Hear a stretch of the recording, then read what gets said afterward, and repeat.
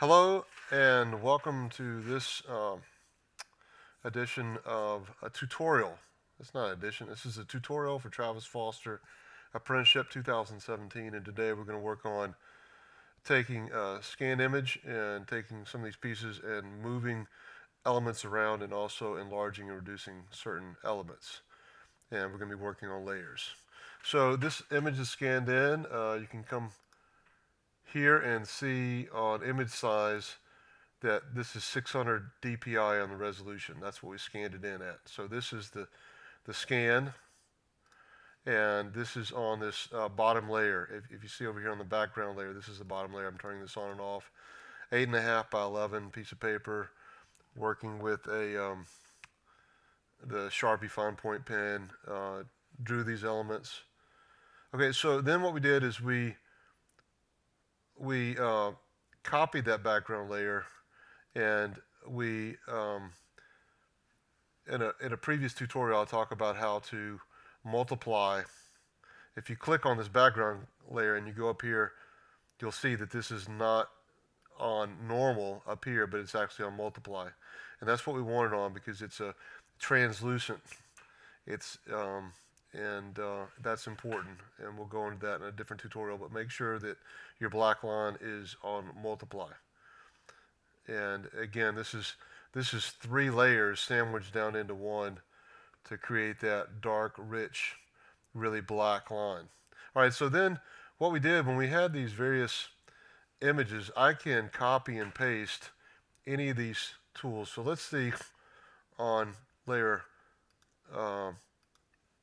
layer 2 what element I have. All right, so you can see on layer 2 I have copied and pasted one of these pencils, and I am able to isolate that pencil.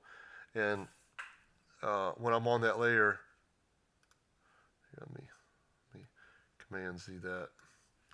When I'm on that layer where that pencil is, layer 2, I can click it on and off. You can see that that's on and off. I can take this and I can move this pencil, excuse me, anywhere I'd like to. And I can also transform that size. So you come to Edit, Transform, and Scale.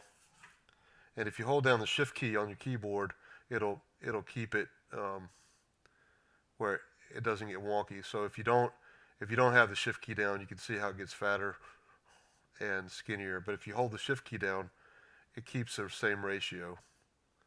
All right, so I'm going to hit Command Z that. That's our original. So you can blow it up. You can transfer or reduce it down. And you can also, on that same, so we're going to deselect that. Don't apply that. I'm going to show you how we can rotate it. So Edit, Transform, Rotate. You can also spin this thing around. And if you hold the Shift key down,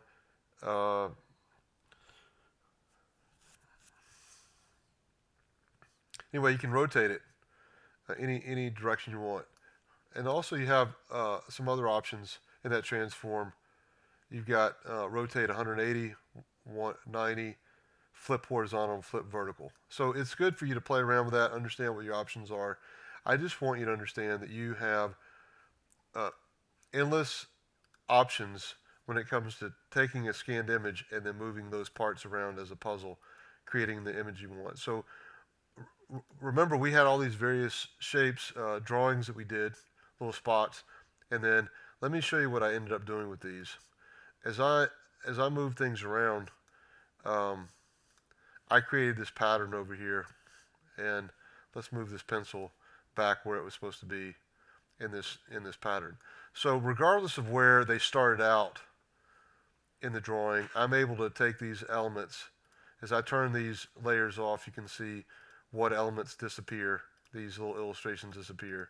And basically what I did is I copied and pasted, and then was able to move these parts of the illustration around. I'm clicking the eye on, which you can see the layer again. And in essence, this opens up many possibilities because you can see, again, here's the original drawing.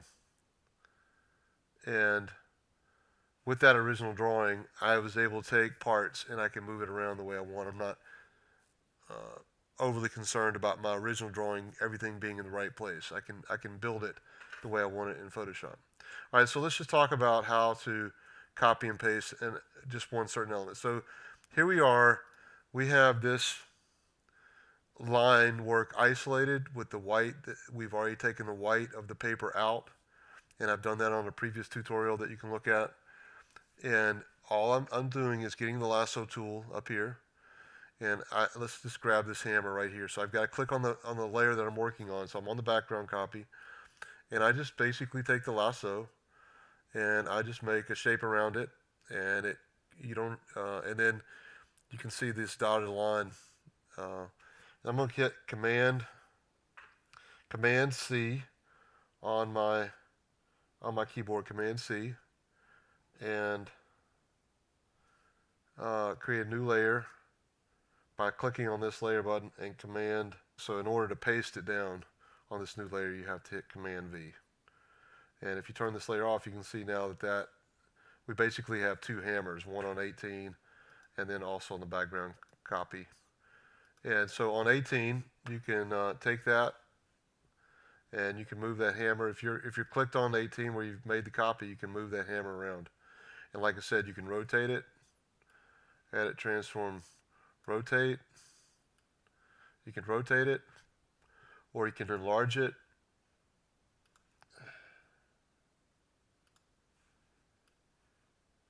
Transform, scale, shift key down, hold the shift key, and you can enlarge that hammer or reduce it down depending on what you want to do.